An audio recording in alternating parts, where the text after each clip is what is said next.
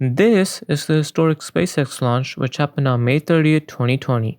In addition to being the first time a rocket was launched on US soil in nearly a decade, it was also the first time in US history where a private space agency sent humans to the International Space Station. And this got me thinking. How did humans figure out how to get objects to orbit the Earth? To answer this question, we must first look at a thought experiment done by Sir Isaac Newton. He theorized that because a cannon shoots projectiles in a parabola, taking the cannon to higher altitudes like the top of a mountain will increase the curvature of the parabola, and if done at such a height like outside our atmosphere, the projectile could orbit the Earth. To better understand this concept, I chose to recreate the scenario in my house. So, I created a base and a ramp to mimic a cannon. I found this to perform well in launching projectiles in a similar fashion. I adjusted the base of the ramp to be more inward so the launch vector is horizontal to the ground.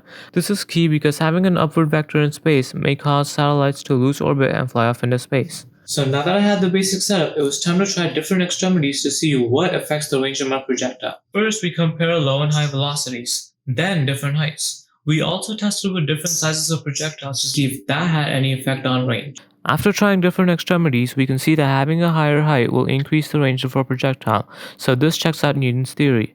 But we also see that increasing velocity of the projectile also increases the range, and this is due to simple kinematics. So the size of the projectile didn't seem to have any profound effect in our experiment. Now, all this may seem a bit arbitrary, but the significance is simple. Space agencies all around the world do similar calculations and computer simulations to balance different principles acting on a satellite.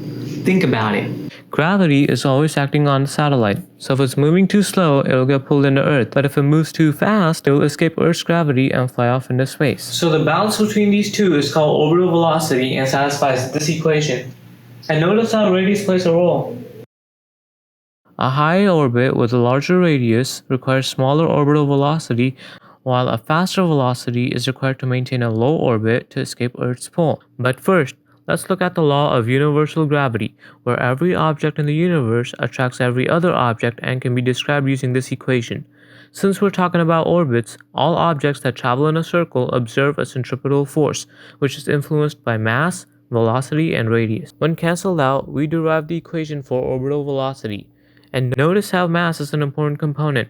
The mass of any given planet is directly proportional to the orbital velocity of a satellite. The next time you witness a launch, look at the moon, or watch movies related to past missions, think about whether ideas were inspired by profounding pre-existing theories. And hey, try recreating these scenarios at home by bringing theories into life.